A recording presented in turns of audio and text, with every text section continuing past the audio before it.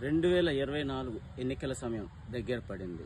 మరో 10 రోజుల్లో ఎన్నికల శంఖారావం మోగబోతుంది. అనకాపల్లి నియోజకవర్గంలో మొట్టమొదటిసారిగా సైకిల్ గుర్తు లేకుండా జరుగుతున్న ఈ ఎన్నికల్లో కూటమి అభ్యర్థిగా పోటీ చేస్తున్న కొనతాల రామకృష్ణకు పరిస్థితులు అనుకూలంగా ఉన్నాయా, ప్రతికూలంగా ఉన్నాయా అనే చర్చ జోరుగా జరుగుతుంది. వాస్తవానికి కొనతాల రామకృష్ణకు పరిస్థితులు ప్రతికూలంగానే ఉన్నాయని అనకాపల్లి పట్టణంలో జోరుగా ప్రచారం సాగుతుంది. దానికి కారణం వ్యక్తిగతంగా రామకృష్ణ మంచివాడు, సౌమ్యుడు అయినప్పటికీ ఇంటి పోరు, ముఖ్యంగా అన్నదమ్ముల వ్యక్తిత్వం కొందరికి నచ్చడం, నచ్చకపోవడం మనం చూస్తూనే వచ్చాం.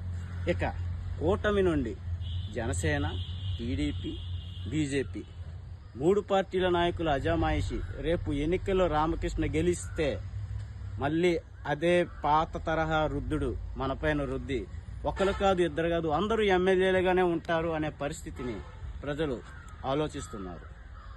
వ్యక్తిగతంగా రామకృష్ణ మంచివాడే అయినా మనం ఓటు వేసి మళ్ళీ పాత రోజులు ఎందుకు కొని తెచ్చుకోవాలి అనే ఒక ఆలోచనలో ఓటరు ఉన్నాడు.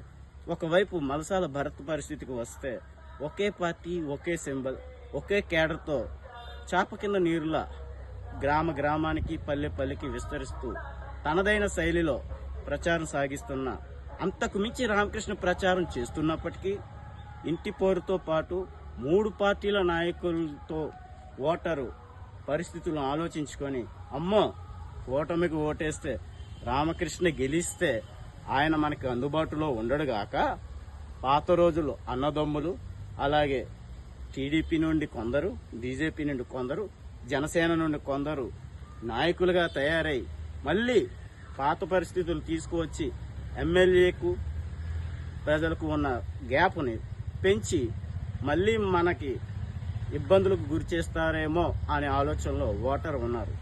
ఏం జరుగుతుందో జూన్ 4న తేలుతుంది.